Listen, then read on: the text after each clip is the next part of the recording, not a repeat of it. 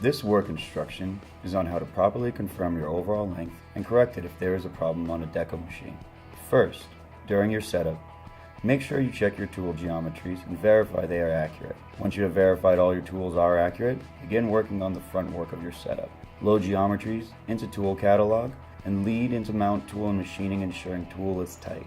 Machine the front work operations, making sure your facing operation is actually facing the front of the part within approximately 5 thousandths. At this point, you can either choose to transfer the part to the sub-spindle or just cut it off into the machine. Retrieve the part from the sub-collet or chip pan.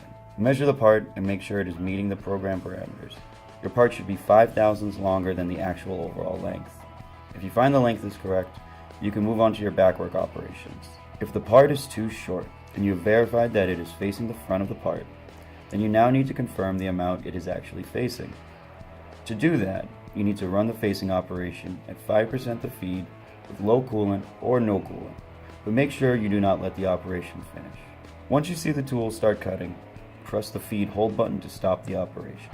Now, press the reset button, shut off the coolant, and manually job the tool away. Then, move the material out past the cutoff and perform a cutoff operation. Retrieve the part and measure the cut length to confirm the facing amount.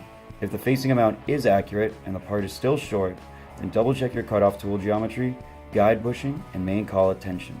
If the geometries and tension are good, you will have to check any end work operations that could be pushing the part back into the main collet. To do this, you will need to skip any end work operations and confirm if your end work is the issue. If the end work is the issue and the material is being pushed back in the collet, then you will have to check the end work tool for any excessive wear. If you're performing heavy end work, you will need a serrated main collet and may have to increase the collet tension. If it is still pushing back, then contact your supervisor or the engineer to make adjustments to the program for speed and feed rates. If your tool is not facing your part, then you may have to offset on the Z-axis. If you have a large offset on the facing tool, it could mean something else is causing the issue. First, you need to verify your cutoff geometry, as well as your bar loader force. The smaller the bar size, then the smaller the force. Lastly, check whether your collet open-close mechanism is functioning properly. You will need to check the fluid level in the spindle. To do so, you'll need to remove the bar from the main collet. Then, close the collet and see if the blue shutter moves all the way forward. If it doesn't move all the way forward, then you'll need to add spindle fluid and verify if the blue shutter now moves all the way forward. If it does, but is slowly reacting, then you'll need to check for any possible air leaks.